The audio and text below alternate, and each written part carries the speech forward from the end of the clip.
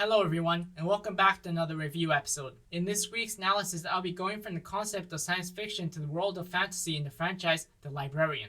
Similar to my previous videos, I'll be doing an overarching analysis of the series, discussing one of many of the masterful work of Dean Devlin. Before we get started on this video, please make sure you're subscribed and are up to date on this new chapter on this channel. And without further ado, let's dive deep into The Librarian.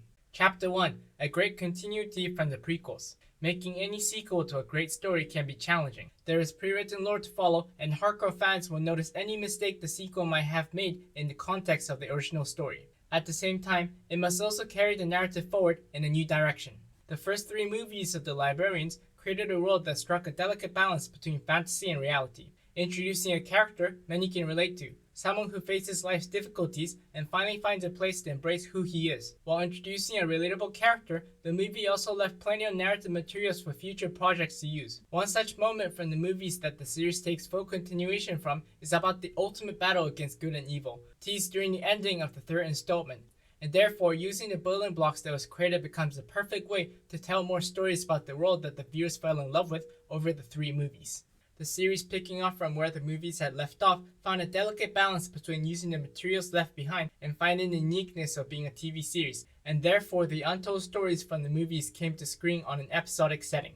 The series managed to tell the untold stories that die-hard fans have been asking for ever since the conclusion of the third movie, and seeing many of the references teased across the movie come to light, while also expanding on the material, introducing many new stories left untold during the movies and expanding in a way that only episodic narrative can, creating a narrative that pleases both the old and new fans alike. As the series paid off long-standing storylines from the movie, the expansion of the franchise becomes a great continuity of what was already there, while ensuring it had its own unique fingerprint within the franchise. Chapter 2, ensuring no characters are overshadowed. Within the three prequel movies, there was a singular focus on a character, Flint Carson, the Librarian. That meant that there were no actual worries about his character being overshadowed by other characters as we witness his adventures and character development throughout each movie. The series has a major difference, as there is no singular focus of characters but an ensemble of characters to follow. As the series introduces 5 distinct characters, the delicate balance the series creates to ensure no character is overshadowed can be challenging. Even in an ensemble cast setting, the series at times might have one singular character that is more heavily focused on than the others. The Librarian equally portrays these 5 newly introduced characters,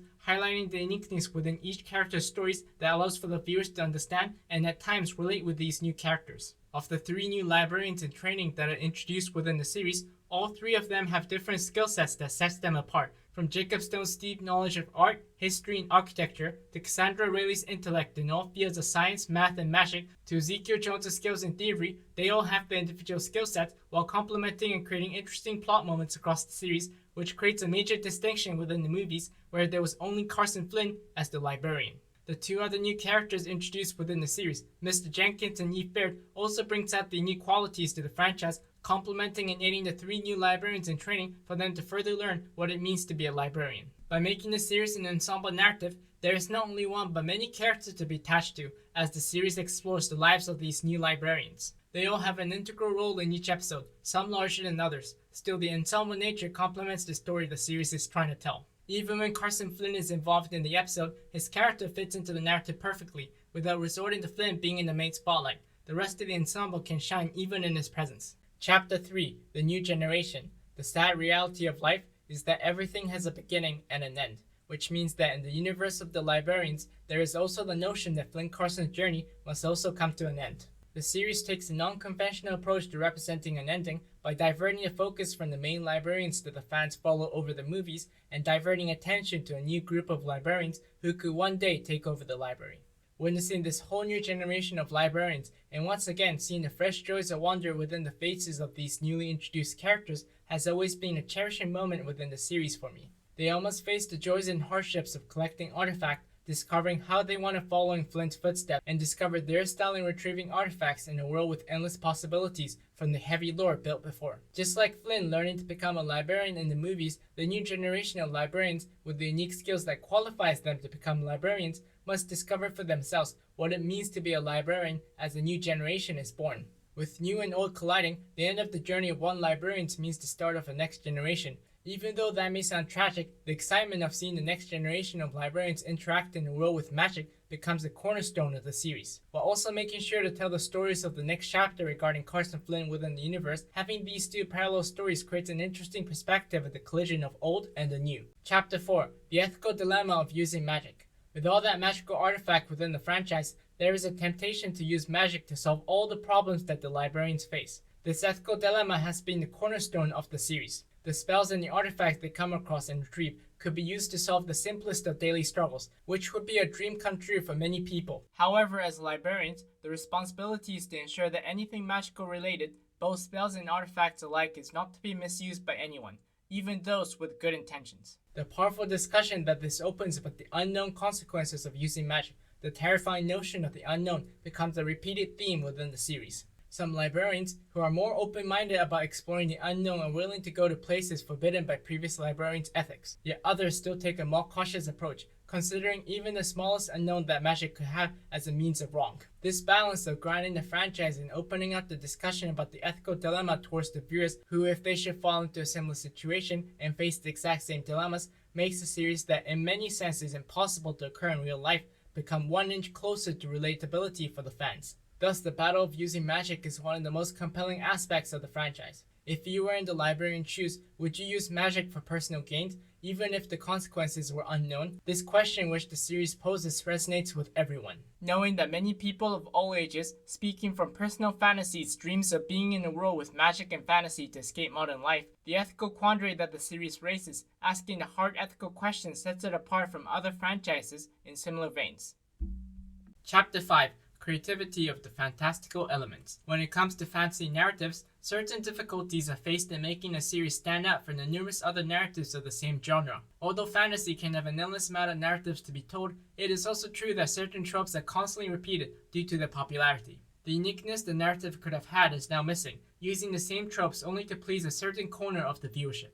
The Librarians have a similar concept of any other artifact retrieval series, and have its challenges in creating a well-balanced story that stays true to what the 3 movies previously have foretold, but also to avoid falling into the traps of copying other artifact retrieval series. Thus, the endless possibility of a fantasy genre plays a key role within the series, making it a creative, unique experience for the fans. From the concepts of fictionals, beings from stories that comes to life due to the immense detail within the writing of their characters, to the unique details that are placed within the library itself. From a painting of a time-traveling dinosaur to a time machine toaster, the series has the unique quirks that makes it special.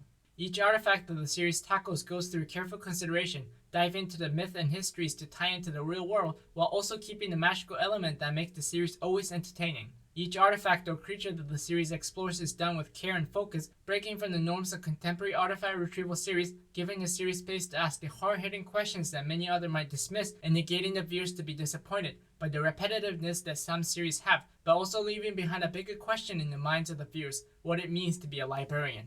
Chapter 6. The Ending. Throughout the entire franchise, there has been a lingering theme of what it means to be a librarian. In the classic style of the Librarian, the series' ending allows for future projects to continue and carry on the legacy left behind thus far. It also brings some closure to the narrative by answering the long-running question and allowing the main characters to finally understand what it means to be a librarian. Even the original Librarian that the viewers are familiar with, Carson Flynn, still had that lingering question, even after being one of the longest-running librarians in history of the library.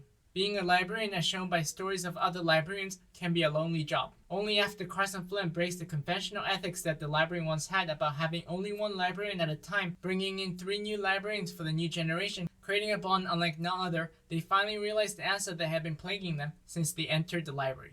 The ending of the series takes the viewers to understand the necessity behind the library, revealing a world without the library's existence, a black and white world full of despair and depression, the joys of creativity sucked out.